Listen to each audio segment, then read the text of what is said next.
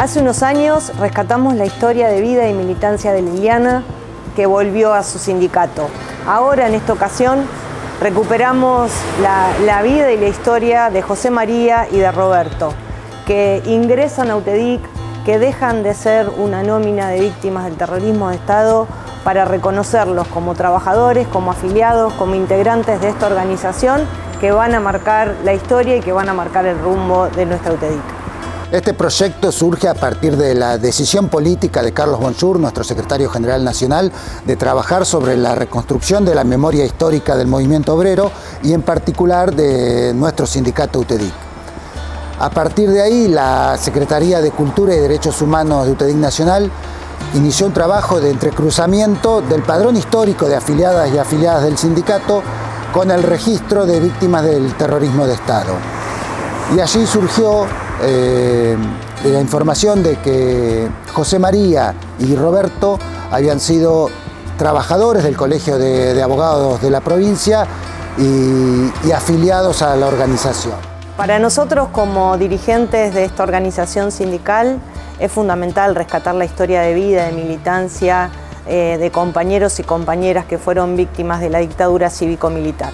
En particular, de dos compañeros que eran trabajadores afiliados a nuestro sindicato, porque estas historias nos marcan un rumbo, nos marcan un compromiso como dirigentes en estos tiempos.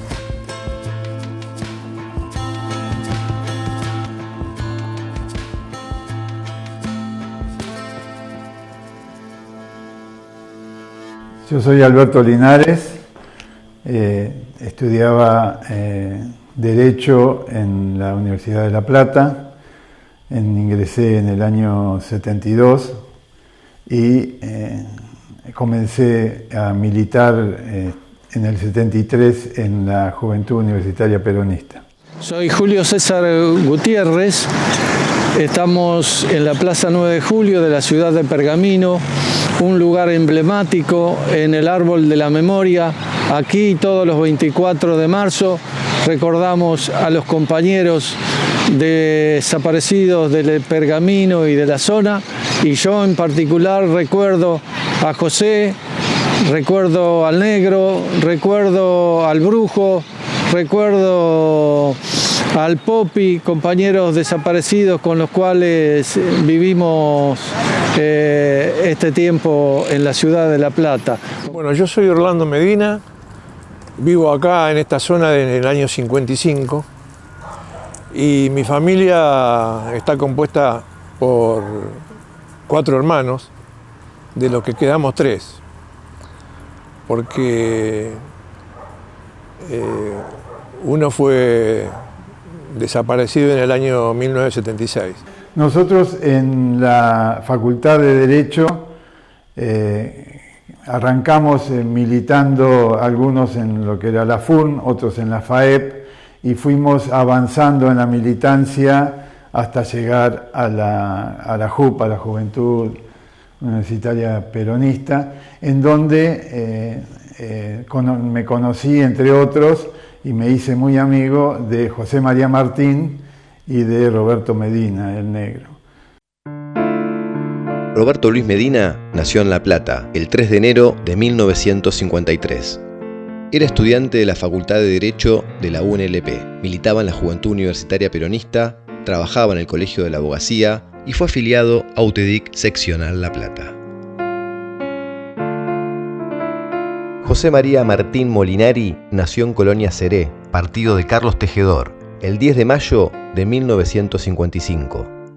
También estudiaba Derecho en la UNLP, militaba en la JUP, trabajaba en el Colegio de la Abogacía y era afiliado a UTEDIC Seccional La Plata. Ellos no están físicamente, pero estamos nosotros para contar sus historias de vida. Nosotros lo hacíamos simplemente por una cuestión de juventud, de conciencia, de aceptación, de tener presente al semejante. Con José, con una formación religiosa, digamos, una formación creyente, y a partir del amor y de la posibilidad del cambio del mundo, de un mundo nuevo, era por lo cual nosotros queríamos cambiar a la sociedad, buscar el hombre nuevo. Roberto era un compañero muy tranquilo, muy metódico, era un compañero muy buen compañero realmente, siempre estaba pensando y ayudando a los demás, que de hecho él trabajaba en el Colegio de Abogados y fue él el que nos dijo que se iban a tomar dos ordenanzas y un administrativo y nos ayudó a presentarnos allí. Él trabajaba en el Colegio de Abogados y estudiaba en la Facultad de Derecho. Los que fuimos fue justamente otro gran amigo de ese grupo, que era José María Martín, que era un personaje extraordinario, realmente un tipo humilde, un tipo recto, llano. José era eso, era un joven común de la época, capaz de dar todo por vos, era eso, de la escuela primaria. Ahí lo conocí a José, ya pintaba como buen estudiante comparado con nosotros, producto de la familia de donde venía, ¿no es cierto? Una persona que incluso nosotros por ahí bromeábamos con él porque a veces parecía ingenuo. Además, él viniendo del interior profundo de la provincia, había muchas cosas que no conocía de la ciudad y las iba descubriendo y nosotros lo cargábamos. Una familia de pueblo, el papá camionero, la mamá ama de casa, pero de muy buena formación intelectual del pueblo, interesados, lectores, escuchadores de la radio en esa época, sin la televisión. Además era un tipo de una ética y de una rectitud que no te dejaba pasar una, era un personaje extraordinario. Yo me hice muy amigo de él. Teníamos 19, 20 años, no pensábamos en otra cosa. Las inquietudes de la juventud en aquellos años eran prístinas y eran generalizadas. Realmente había, prácticamente era muy raro encontrar un estudiante que no militase en algún lugar de la política, pero todos militábamos. Llevaban leche, llevaban algo de comida, ayudaban a los que menos podían y los entretenían, o sea, ellos de repente acá también tocaban la guitarra y cantaban, y de repente cantaban canciones normales, pero también cantaban canciones de protesta. O sea, él activaba determinadas cosas.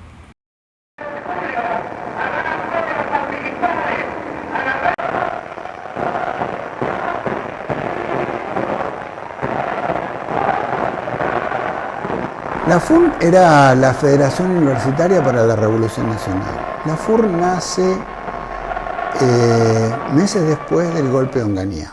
Para poner fechas, en el 69 tenemos el Cordobazo y en el 70 tenemos la detención y ajusticiamiento de Aramburu, que fueron dos hechos que sacudieron, digamos, sobre todo el mundo estudiantil. Nosotros no conocimos prácticamente la democracia. Nosotros yo nací en la ciudad de Perón y rápidamente, cuando cumplí un año, fue el golpe de la Libertadora y tuvimos periodos muy cortos de democracia, de institucionalidad, y por otro lado tampoco nos importaba mucho. Esa quizás es una autocrítica. Nosotros cuando estábamos ya totalmente incorporados a la organización, cuando ya era la JUP fue ahí también ahí sobre esos mismos meses. La gente con la que vos hablabas, te hablaba siempre de mucha esperanza. Yo le decía a algunos compañeros, nosotros cuando militamos, que reconocimos el peronismo, no íbamos al barrio a explicarle a la gente lo que había que hacer. En realidad íbamos a tratar de entender qué había que hacer, porque la sociedad en ese momento tenía claro en qué mundo quería seguir viviendo, por decirlo de otra manera.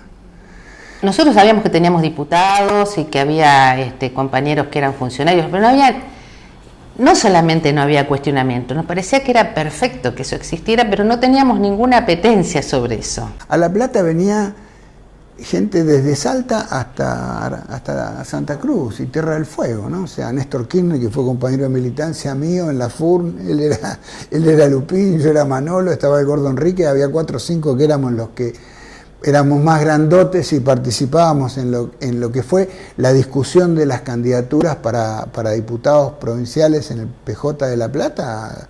Nos tocó ir muchas veces a la discusión que había dentro del partido para el armado de las listas. José participa desde el 25 de mayo del 73, ¿viste? Nosotros no, porque estábamos en Colonia Seré, no participamos, es una fiesta. Lo que ocurrió es que cuando yo quedo de delegado, paso a JTP y ellos permanecieron en la JUP, tanto José María como el Negro. De manera que no, teníamos tareas diferentes. La tarea mía comenzó a ser todo lo que fuese agitación, pintadas, eventuales Miguelitos a los micros, etc. Pero ellos desde la JUP seguían, digamos, con las tareas propias de la JUP. Pero todo eso se hacía con alegría, además, en términos generales, y esto tiene más que ver quizá además con una cuestión que cruza desde el peronismo. En esa época en el peronismo, no importa si vos estabas a lo mejor con la CGT de La Plata y el otro era del PJ y vos eras de la JP. Todos éramos compañeros, después nos agarramos, nos apretamos, pero nadie, o sea, había una condición de compañero que todos éramos parte de un mismo equipo, digamos, ¿no? En el 74, el 1 de mayo del 74, ahí sí, organizado con la Juventud Universitaria Peronista, marchamos a la Plaza de Mayo, el encuentro con el general. Y para nosotros, más allá de las contradicciones que ya existían en la política en ese momento, nosotros íbamos al encuentro con el general, donde íbamos independientemente de las contradicciones políticas que existían. Era un sentimiento, íbamos a estar con el general. La juventud, nosotros decíamos que nosotros éramos los herederos del general y que íbamos a llevar adelante la revolución peronista, y no Isabel y López Rega. Realmente lo que más recuerdo de aquella época era la intensa actividad que había de militancia, de las militancias que permanentemente se reunían acá exigiendo las reivindicaciones que se pedían. Por eso recuerdo mucho algunas de las marchas, de las situaciones que se vivieron acá, llenas de estudiantes, llenas de energía, peleando por un país mejor. Tanto en este sitio, que se juntaban un montón, como en el comedor de la universidad, que también era una fuente de debate permanente, de difusión de ideas, y por eso de alguna forma la dictadura se cobró tantas vidas estudiantiles, porque supo que ahí estaba la verdad de lo que estaba pasando en el país e incluso en el mundo, a través de esta juventud que estaba traccionando un cambio en el país y sobre todo un país con justicia. Entonces nosotros éramos los herederos de Perón, los soldados de Perón. Pero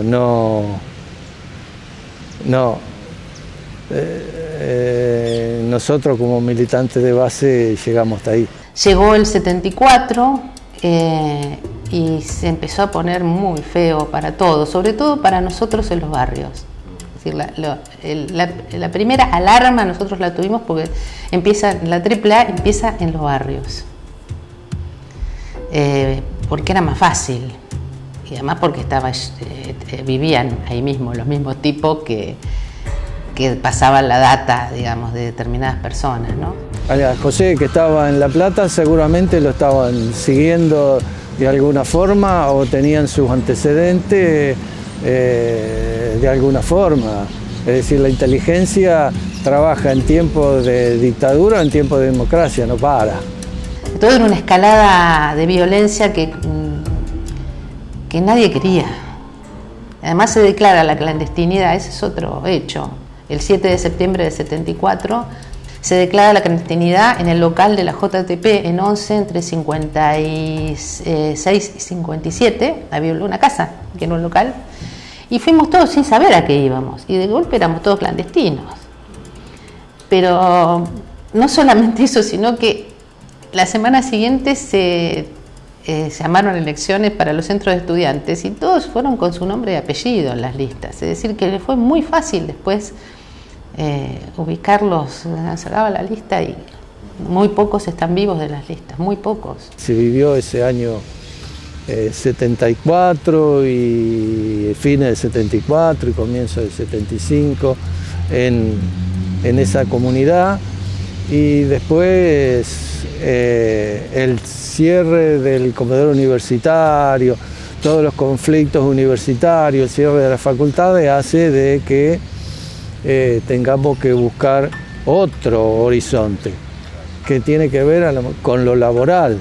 Tanto Roberto como José María, el Jeta le decíamos a José María, fueron los que de alguna forma impulsaron que yo me postulase a candidato a delegado, porque incluso los tres ya estábamos inscriptos, ya nos habíamos afiliado al gremio, así que ellos fueron también los impulsores de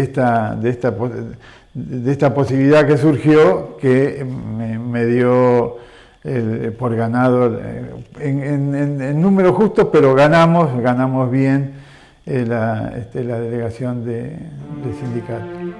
Comunica a la población que a partir de la fecha el país se encuentra bajo el control operacional de la Junta Militar. Se recomienda a todos los habitantes el estricto acatamiento a las disposiciones y directivas que emanen de autoridad militar, de seguridad o policial, así como extremar el cuidado en evitar acciones y actitudes individuales o de grupo que puedan exigir la intervención drástica del personal en operaciones. Firmado Jorge Rafael Videla, Teniente General, Comandante General del Ejército. El 24 de marzo de 1976 se explica a través de dos grandes objetivos que ha tenido la última dictadura cívico-militar. Por un lado, cerrar un ciclo histórico en términos de matrices de pensamiento, suprimiendo la matriz de pensamiento nacional y popular, enarbolada por el radicalismo a principios de siglo y después por el peronismo en el periodo 45-55, por una de corte totalmente liberal. Y en materia económica, el objetivo central fue imponer un modelo económico que solo tuviera en cuenta a un 30% de la población, mientras el 70% restante se debatiría entre la pobreza y la miseria. A nosotros nos persiguieron por lo mejor que tuvimos, no por lo peor. En cuanto a interés, a formación, a honestidad, a decencia, a solidaridad y demás, no hay con qué darle, qué sé yo. Para imponer ese modelo económico, el objetivo principal era disciplinar a la fuerza de trabajo. Ese disciplinamiento vino a través del Sistema Nacional de Represión. Por eso el mundo del trabajo fue la primera víctima, si se quiere, de la última dictadura cívico-militar. Y cuando hablamos del mundo del trabajo, hablamos de los trabajadores, de las comisiones internas y de los abogados que defendían a los trabajadores. Empezamos a advertir las caídas que se habían empezado a producir, especialmente a partir de mediados del 76, cuando verdaderamente hubo una cantidad de caídas que eran impresionantes. Nosotros calculábamos 6, 7 compañeros que caían por día.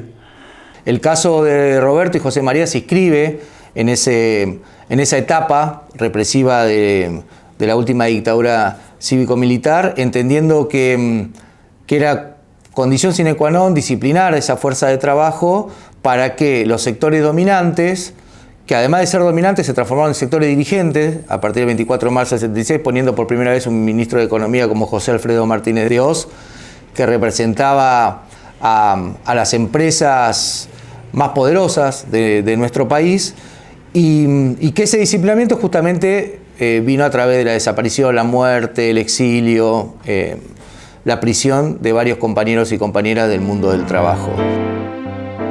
Estamos en el barrio de Los Hornos, en Gambier, en 49 y 135. Y nuestra casa está en 136, 46 y 47, o sea, a una cuadra y media de acá, que era el recorrido que él hacía todos los días a la tarde. Esa tarde fue la última tarde que lo vi sentado acá en este comedor, porque esto era un comedor, esto no existía, acá había una ventana y todo eso que está ahora construido era jardín.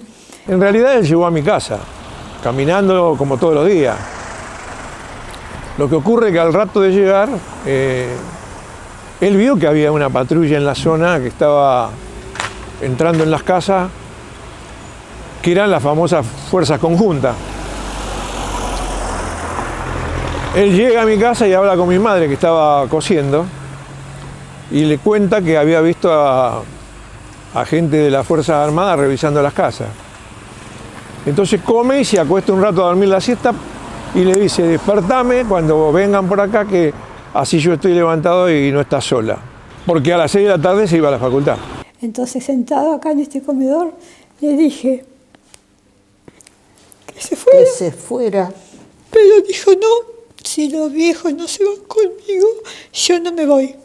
Y bueno, y yo después con el tiempo comprendí que, claro, si él estaba por eso, para que a ellos no les pasara nada. Pero los tipos se meten por el pasillo, era una casa que tenía el comedor, un pasillo y 2 habitaciones.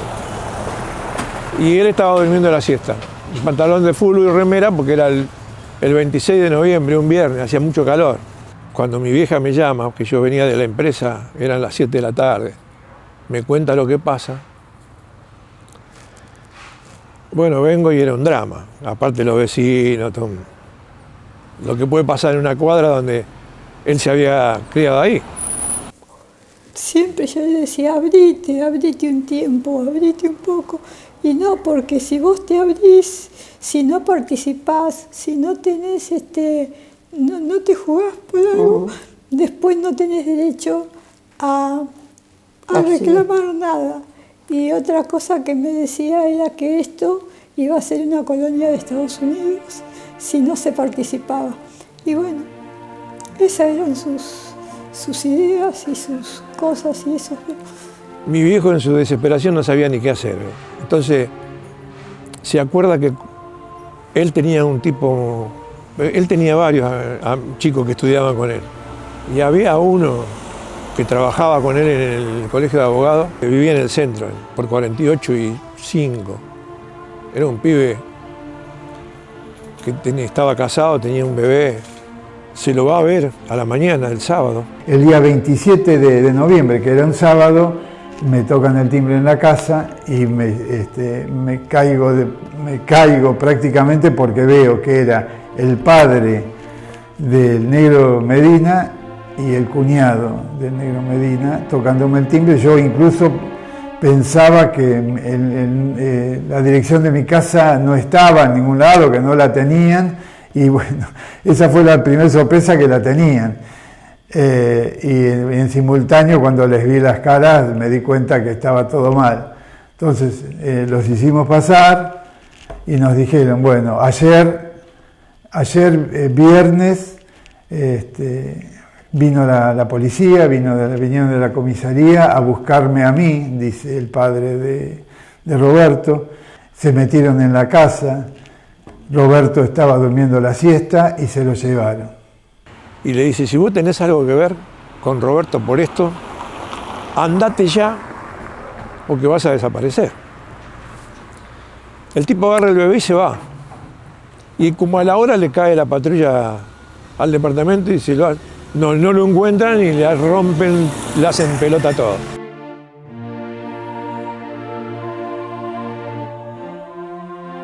Esta es la puerta del departamento donde vivíamos junto con José María Martín y que fue allanado por el comisario Camps en persona junto con una dotación de policías, que fue precisamente lo que salió en los diarios del día siguiente, que bueno, que felizmente justo nosotros ya nos habíamos ido y por eso no fuimos secuestrados ese día.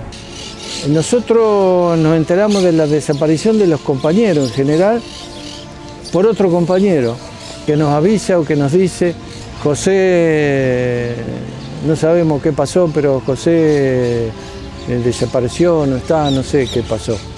Y que nos vamos enterando así, simplemente. Y a partir de ahí,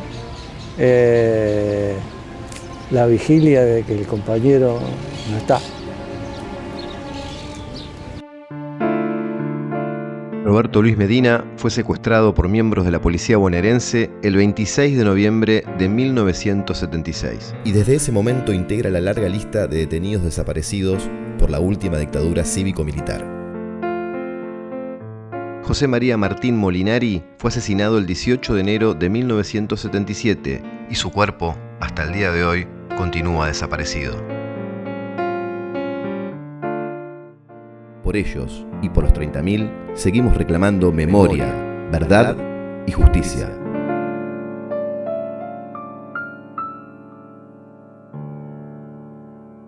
Bueno, aquí estamos en el Colegio de la Abogacía. Fue un lugar donde estuvimos trabajando y militando con Roberto Medina, con José María Martín. Los tres en Consuno hicimos una gran tarea acá y bueno, la verdad que recordarlos en esta instancia es muy conmovedor.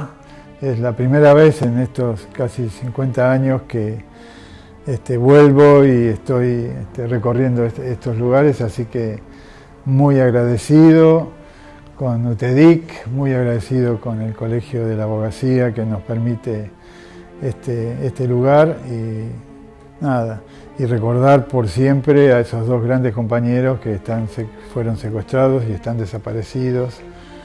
Y es necesario hacer para ellos un homenaje que realmente les corresponde. Los muertos peronistas no se lloran, los compañeros viven en cada uno de nosotros y en cada una de las tareas de la militancia.